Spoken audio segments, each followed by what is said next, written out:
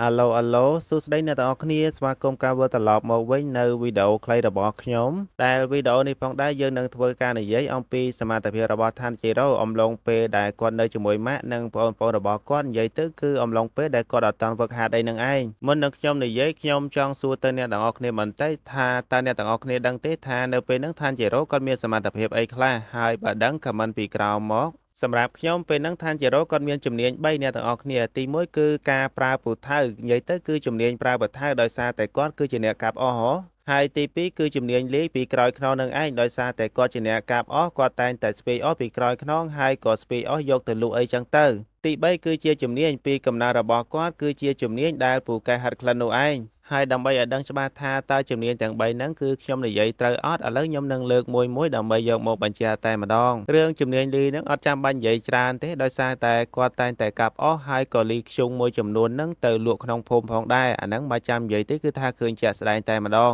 រឿងពូកែហាត់ក្លិនតាំងពីកំណើតរបស់គាត់ហ្នឹងសូម្បីតែអ្នកស្រុកអ្នកភូមិហ្នឹងក៏បានដឹងដែរពេលមួយមានបារម្ភម្នាក់បានពឹងឲ្យឋានជីរ៉ូហ្នឹងជួយហាត់ក្លិនចានដើម្បីរកផុសតាងថាគាត់មិនមែនជាអ្នកធ្វើបែបនោះទេហើយពេលហ្នឹងផងដែរឋានជីរ៉ូហាត់ដឹងថាមានក្លិនសត្វឆ្មាហើយជំនាញការប្រើពូថៅរបស់គាត់មិនត្រឹមតែជាអ្នកកាប់អស់នោះទេយើងឃើញថាឋានជីរ៉ូតែងតែដាក់ពូថៅមួយនឹងតាមខ្លួនរបស់គាត់រហូតនៅពេលដែលនេស៊ូកូប្រែរូបរាងទៅជាដេម៉ិនឋានជីរ៉ូបានយកពូថៅរបស់គាត់នឹងមកខ្ទាស់មាត់ដើម្បីកុំឲ្យខាំគាត់កន្លែងមួយទៀតឋានជីរ៉ូបានប្រើពូថៅរបស់គាត់ដើម្បីវាយគ្នាជាមួយនឹងគីយូឋានជីរ៉ូបានគប់ពូថៅរបស់គាត់ទៅខាងលើហើយគាត់រត់មកខាងក្រោមធ្វើដូចជាពូថៅនឹងនៅនឹងដៃរបស់គាត់អញ្ចឹងប៉ុន្តែតាមគាត់ពូថៅហោះមកពីខាងលើនឹងប៊ីសនឹងត្រូវក្បាលរបស់គីយូទៀតផងបន្ទាប់មកយើងឃើញឋានជីរ៉ូប្រើពថៅរបស់គាត់ម្ដងទៀតអំឡុងពេលគាត់ធ្វើដំណើរទៅរកលោកគ្រូ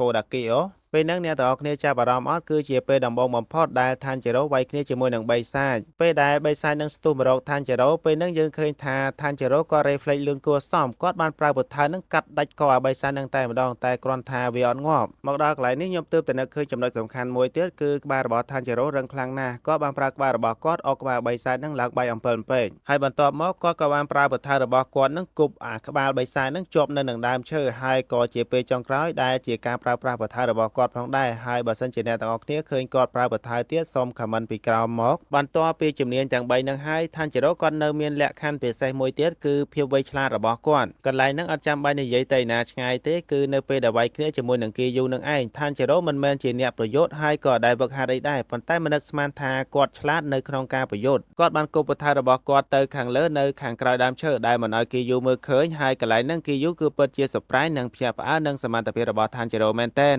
ហើយកន្លែងហ្នឹងឋានជីរ៉ូលក្ខណៈបដូរអ្នកទាំងអស់គ្នាគាត់ដឹងថាគីយូអត់សម្លាប់គាត់ទេហើយគាត់បើសិនជាអាចយកជីវិតគីយូបានគាត់ប្រហែលជាយកព្រោះថាបងប្អូនទាំងអស់និងម្ដាយរបស់គាត់នឹងគឺបានស្លាប់បាត់ទៅហើយនៅសល់តែនេស៊ូកូម្នាក់គាត់ដូច្នេះគាត់ធ្វើគ្រប់យ៉ាងដើម្បីការពារនេស៊ូកូឲ្យនៅរស់ហើយវីដេអូខ្លីមួយនេះយើងក៏ឈានដល់ការបញ្ចប់ហើយនេះគ្រាន់តែជាការជជែកគ្នាលេងសម្រាប់ fan Demon Slayer ប៉ុណ្ណោះហើយបើសិនជាមែនពេលយើងនឹងជួបគ្នាវីដេអូក្រោយបាយបាយ